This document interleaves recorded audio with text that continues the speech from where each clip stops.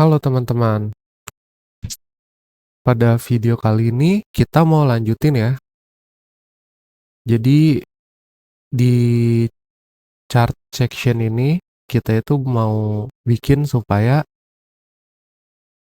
tombol add to chart ini berfungsi ya. Ini aku udah kasih contoh. Misalnya aku klik nih, nah nanti dia akan menambahkan chart dengan BJ1 gitu ya. Nanti tombolnya itu akan berubah see in chart. Terus datanya itu nanti kita akan store atau kita akan simpan sementara di local storage. Seperti itu teman-teman. Ini contoh lagi ya. Tuh. Jadi dia datanya akan nambah terus. Dan di sini di menu chart nanti akan ada kayak notifikasi gitu. Kalau di chart kita tuh sudah ada dua produk yang ada di keranjang. Oke, di video kali ini kita akan membuat fungsi tersebut ya. Ini aku ada bikin contoh aja sih ya. Jadi nanti untuk di product screen sama chart screen, kita akan menggunakan Context API ya teman-teman. Nah, kita bikin dulu nih folder namanya Context, pakai S ya. Terus kita bikin di sini chart context.jsx kayak gini. Setelah itu kita juga akan bikin folder hooks ya. Hooks. Terus di sini, nah untuk keywordnya itu, kalau hooks itu selalu pakai use chart.jsx kayak gitu teman-teman. Nah, oke, aku bakal coba jelasin sebisaku ya. Jadi eh, fungsi dari konteks API ini, jadi untuk consume data, misalnya gini teman-teman. Nah, misalnya kita mau add to chart ya. Misalnya kalau kita klik add to chart, kan si add to chart itu di struktur aplikasi kita kan dia ada di main ya teman-teman. Sedangkan terpisah dengan header. Sedangkan di sini kita mau menampilkan seperti notifikasi ada berapa item produk yang ada di chart. Nah, kita tuh kalau nggak pakai konteks dan hooks, tidak memanfaatkan konteks dan hooks dari React.js fitur ya, itu kita harus refresh gini. Misalnya kita add to chart. Nah, datanya itu kan nanti disimpan di local storage ya, teman-teman. Di sini, di local storage. Nanti kita pakai local storage untuk penyimpanan sementara. Nah, kalau misalnya kita add to chart, nanti kan datanya tersimpan di local storage. Nah, kalau kita nggak pakai konteks dan hooks-nya React, nanti kita harus refresh dulu teman-teman, baru nanti di sini muncul kayak gitu. Nah, itu kan prosesnya kurang reaktif ya. Nah, jadi kita akan memanfaatkan konteks API-nya dari React, lalu kita akan tangkap menggunakan hooks kayak gitu teman-teman. Jadi nanti ketika kita klik tombol add to chart, nanti kita nggak perlu refresh teman-teman. Nanti di sini bakal otomatis si menu chartnya itu akan reaktif seperti ini teman-teman.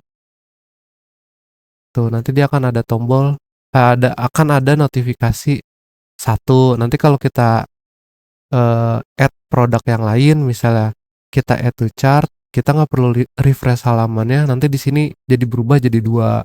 Nah, kurang lebih seperti itu teman-teman ya. Untuk eh, penjelasan singkat mengenai konteks dan hooks di chart screen teman-teman. Nah, kita langsung lihat dokumentasinya dulu ya, teman-teman. Gimana nih cara bikin konteks? Nah, di sini di website resminya React, itu cara bikin konteks kayak gini ya. Sum konteks, terus create konteks. Kayak gini, teman-teman. Oke, kita copy aja ya, biar cepat. Nah, kita import dulu dari React.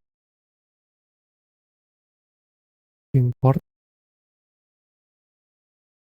create konteks from React.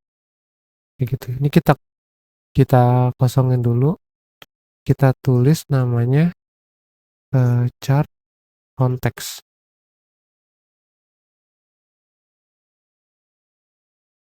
Terus kalau mau bikin providernya kayak gini teman-teman. Di sini kita langsung bikin fungsi yang namanya const chart pro provider gitu teman-teman. Nah, nanti di sini sebuah raw function. Nah, chart provider ini nanti akan eh, chart provider ini kan nanti fungsinya untuk ngebungkus ini ya teman-teman. Nah, jadi parameternya kita harus masukkan children kayak gitu. Terus kita return chart context, terus children-nya kayak gitu. Kita ekspor dulu ya, ekspor chart context dan chart provider. Nah, di sini kita pertama akan bikin dulu, ini gue pindahin ke sebelah. Pertama kita bakal bikin dulu itu ini ya, state untuk menyimpan data produk. Itu kita pakai ini ya, pakai useState kayak gini. Const chart set chart useState kayak gini. Terus kita akan menggunakan use effect. Nah, jadi nanti kita akan membuat halaman, kita akan menjadikan aplikasi kita tuh reaktif karena kita menggunakan use effect ya nanti di di konteksnya ini. Nah, di sini kita akan bikin fungsi. Di sini aku bikin folder helpers. Di sini namanya storage.js. Nah, di sini kita bikin sebuah objek ya.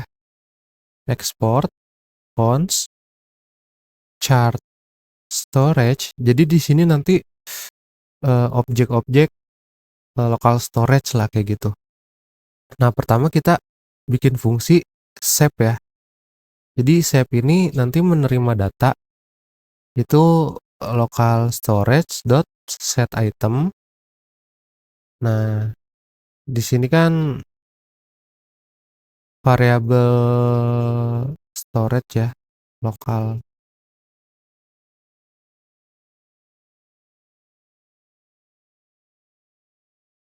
Ping chart. Nah, nanti ini tuh tinggal panggil aja gitu. Di sini ya, kita masukin storage name. Nah, gitu. Nah, nanti value-nya itu kita json dot stringify si data. Nah, kurang lebih kayak gini. Untuk fungsi keduanya, kita bikin fungsi namanya get ya. Jadi get ini nanti kita bikin variabel dulu namanya lokal. Jadi get ini dia bakal ngambil data dari local storage gitu. Di local storage dot get item, key-nya itu kan storage name ya. Storage chart storage name. Nah, kita gini aja. Nah, gitu. Biar sama. Nah, nanti di sini kita akan melakukan kondisi gini ya. Jika local storage-nya ada gitu. Nah, kalau selain itu ya kita return array. Nah, kalau local storage-nya ada, kita return json dot parse si lokalnya gitu teman-teman. Kalau nggak ada, ya kita ngembaliin array kosong kayak gitu ya. Nah, di konteks ini, di useState ini, kita akan panggil fungsi itu nanti dari storage ini ya. Kita kan udah ekspor, nah kita tinggal import di chart konteks ini. Import from helpers storage. Nah, kita ambil chart storage. Nah, di sini kita panggil chart storage dot get. Di use effect ini kita masukin di sini dependency chartnya ya. Nah, di sini kita akan panggil itu chart context dot chart context, maaf teman-teman, chart storage dot save. Nah, save-nya ini butuh data kan, datanya itu ambil dari chart. Nah, kurang lebih kayak gini. Kita save. Nah, kalau udah di sini kita bikin yang namanya value. Jadi value ini untuk menyimpan data-data yang mau kita ekspor atau yang mau kita expose keluar dari fungsi atau dari chart konteks ini. Terus kita masukin di sini value. Nah, value-nya ini dari value. Kita save. Kita coba si chart provider ini kita panggil di main. Chart provider. Nah, gitu. Terus coba kita lihat aplikasi kita. Kalau di refresh, nah dia kan udah ada nih local storage. Kita hapus ya teman-teman. Kita delete, kita refresh lagi. Tuh, dia udah ada otomatis menginisiasi local storage kita itu dengan shopping chart, value-nya array.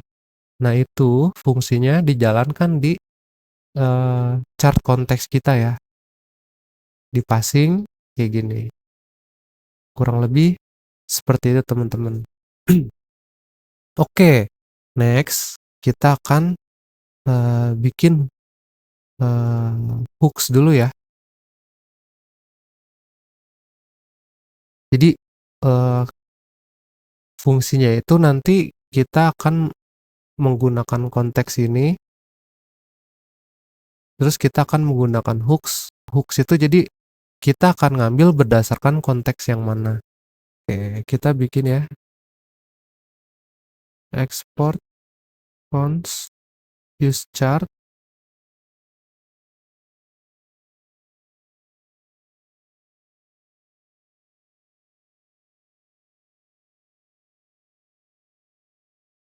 Nih, untuk hooks kita akan menggunakan use context. Jadi kurang lebih kayak gini. Use context, terus kita panggil fungsinya import use context dari React. Nah, terus kita bikin cons context sama dengan use context. Konteksnya yang mana? Nah, konteksnya yang ini ya. Yang chart context. Kita kan udah ekspor, kita panggil aja di sini. Nah, kayak gini. Terus kita kasih kondisi. Jika tidak ada konteks, gitu, kita return row error.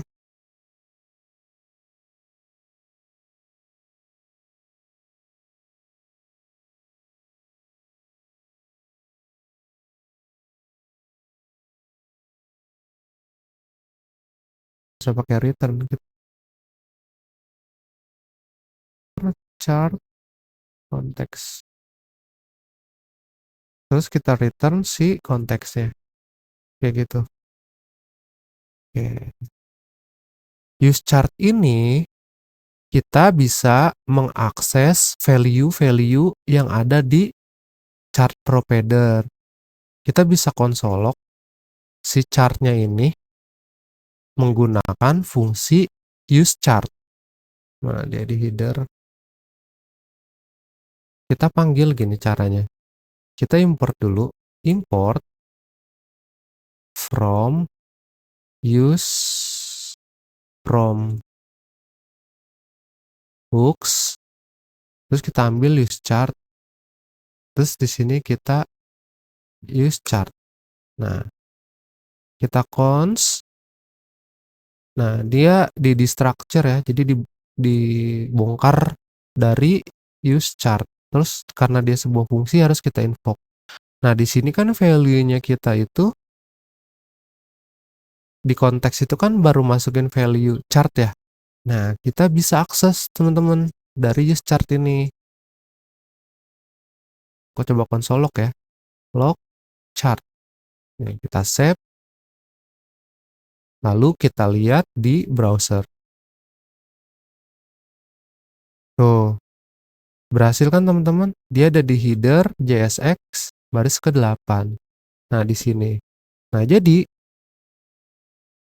dengan kita memanfaatkan ini ya, dengan kita memanfaatkan konteks API dan kita menangkap value-value yang ada di konteks ini menggunakan hooks, kita akan menjadikan aplikasi kita itu lebih apa ya?